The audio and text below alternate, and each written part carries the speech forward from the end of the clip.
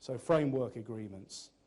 Stabilize, standardize, optimize. Great words, but stabilize. As I said, the idea is to go in, where are you currently at? Lots of different providers within the supply chain. In fact, one of the clients that we've worked with for over 10 years now is an organization called ISS. They're the world's biggest facilities management company. They've got over 500,000 staff worldwide. And when they came to see us, they had over 2,000 suppliers within the IT group. So again, what they wanted to do was to consolidate the supply chain, really make it easy for them to adopt a best practice approach, and also to drive cost out of their organization in managing the supply chain. Then to standardize. So how are we working? What strategy are we going to work to? What technology should we be deploying? What platforms do we need to put in place to not only deliver upon the operational requirements, but also, importantly, to support that growth and strategy moving forward? And again, there's further cost savings that can be achieved within there. And then optimize. So we've heard about OCS, collaboration, SIP, virtualization. You know, what can we then do to add into that infrastructure that we've invested in, that we've right-sized, to be able to continue to drive productivity, efficiency, and further cost savings. So the PSTN to SIP migration, we've worked with actually with our customers providing SIP routing, IP routing now for 5 years through our own developed technology. So we were one of the first entrants from a point of view of a value-added solutions provider to be providing SIP trunking and SIP integration into the marketplace. Over that time, we've helped many customers achieve significant cost savings, and there's some case studies within the, I know within the show guide around savings that have been achieved, upwards of 50% on traditional infrastructure.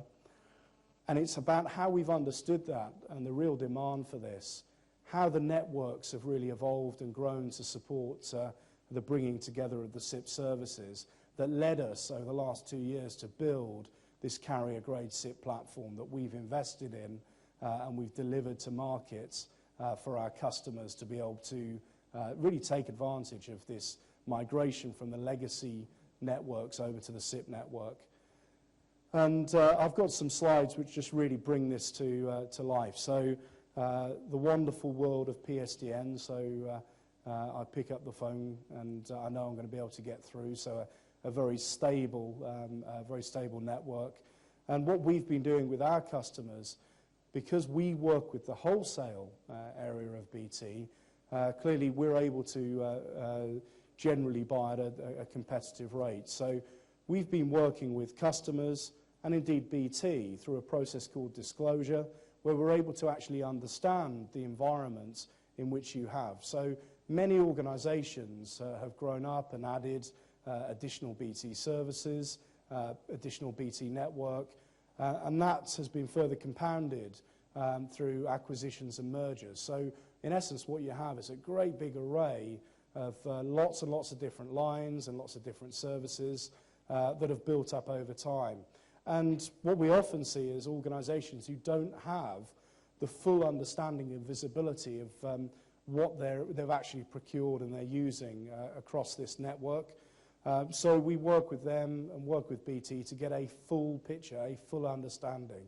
And we then move over the management of those connections and calls to Britannic. Certainly the line rentals, again, we're delivering further cost savings from a point of view of the management. We're then able to provide consolidated billing. But importantly, what we're then able to do is to work with customers to reconcile services that are no longer needed. So again, further driving efficiency and cost savings back into the business.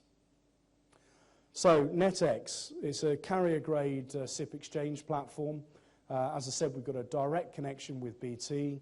We've got direct connections with cable and wireless back into our network as well. So we're using the tried and tested network with BT for the transmission of the telephone calls.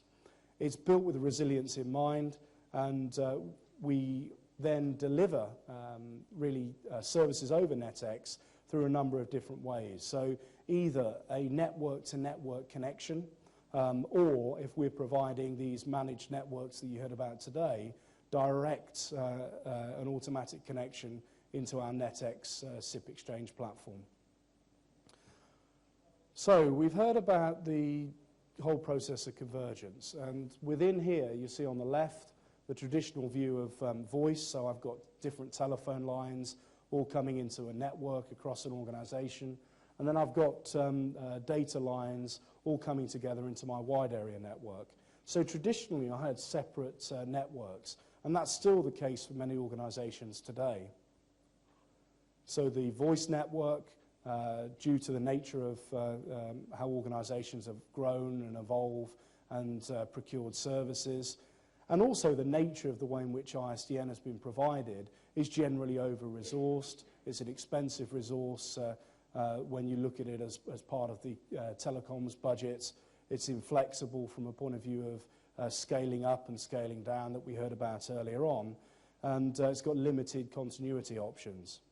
Now this example I have here, again, if I take the sum of the lines, 260 ISDN channels is just shy of £4,000 a month.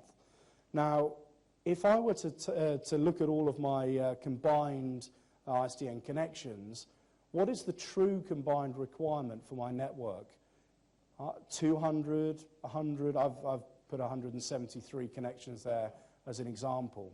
So what resource would I actually need if this was a shared resource right across my organization? And then the data network, the traditional view, it's expensive, there's multiple links, there's different types of services, different types of service providers. And again, we see this where organizations come to us with an IP network or a WAN provider, an internet provider, ISDN provision, backup service provider, maybe DSL providers, provision for working at home. So actually what you have is a vast array of different technologies and different network connections to be managed. We heard about class of service and quality of service, so these are elements that need to be added onto the network. And whilst it's great the networks are getting faster, we're also putting more and more applications onto these networks as well. So the availability and the speed of these networks is critical. So what you actually get is something that grows and evolves and becomes very complex to manage. In essence, the two worlds have come together. So the voice world that was on the left-hand side has merged together with the data world that was on the right-hand side. And what we're able to do is to utilize the data connections and networks to be able to provide access into our SIP exchange for call routing. Now, why would I do that? Certainly the organizations we're working with are seeing the cost benefits of moving from an ISDN channel of £15 a month to a SIP channel of £5 a month. They're seeing the cost benefits of the call routing with SIP versus PSTN and ISDN call charges. But also importantly, they're seeing the benefits of being able to set up voice continuity. So if a particular route fails, a call's coming in at network level, I'm able to add the sort of services that I was used to within the non-geographic world and have alternate routing destinations, so I can route at network level based upon these IP addresses to ensure that I'm picking my telephone calls up. And what it then means is I can scale up my SIP usage and scale down my ISDN usage. So I'm able to reconcile very expensive connections and take advantage of networks I've already invested in the data environment.